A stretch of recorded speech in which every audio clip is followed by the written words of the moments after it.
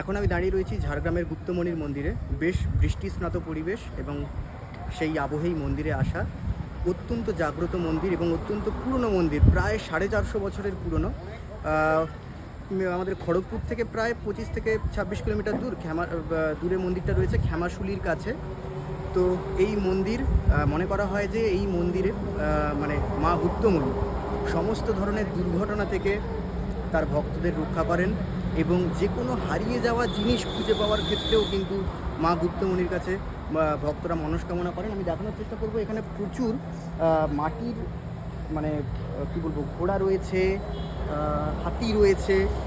তো এই হাতি এবং ঘোড়া প্রদানের মাধ্যমে মায়ের কাছে মনস্কামনা করা হয়, হারিয়ে যাওয়া জিনিস যাতে খুঁজে পাওয়া যায়, এবং মা কিন্তু সেটা পূরণ করেন। এবং গুগল মারফত এই মন্দিরের ইতিহাস যেটা জানতে পারছি সেটা হচ্ছে এখানকার রাজা, মানে ঝাড়গ্রাম মানে এই চত্বরের যে রাজা, যিনি ছিলেন নরসিংহ মল্লদেব, তিনি এই এলাকায় একটা তার মানে রাজত্ব যাতে কী বলবো প্রোটেক্টেড থাকে, সেজন্য একটা গুপ্ত রাস্তা তার ছিল। সেই রাস্তায় যতটুকু জানতে পারছি, ভুল ঠিক আমি জানি না, সেই রাস্তায় নাকি একবার একটা হাতি হারিয়ে যায় এবং সেই হাতি খুঁজে পান একজন শবর গোষ্ঠীর মানুষ। তারপরে ওই রাজার সঙ্গে তার একটা সন্ধি হয় যে এই বিষয়টা আমাদের মধ্যেই থাকবে এবং এই গুপ্ত রাস্তার বিষয়টা আমাদের মধ্যেই যাতে থাকে, যাতে ওই রাজ্য মানে তার ওই রাজত্ব সুরক্ষিত থাকে।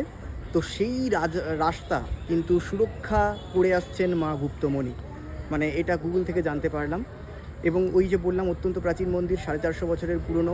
প্রত্যেক দিন প্রচুর ভক্ত আসেন এবং এখানে পুজো হয়। আরেকটা যেটা ইন্টারেস্টিং ফ্যাক্ট, সেটা হচ্ছে এখানে কিন্তু কোনো ব্রাহ্মণ সম্প্রদায়ের মানুষ পুজো করেন না, বরং তার পরিবর্তে এখানে লোধা এবং শবর সম্প্রদায়ের মানুষরা তারাই কিন্তু পুজো করেন। তারাই কি বলবো পুজোর কাজটা করেন, মানে যেটা ব্রাহ্মণের কাজ সেটাই তারা করেন নিয়মিতভাবে, মানে এটাই হয়ে আসছে এবং এই নিয়মটাই কিন্তু এখানে কার্যকর রয়েছে।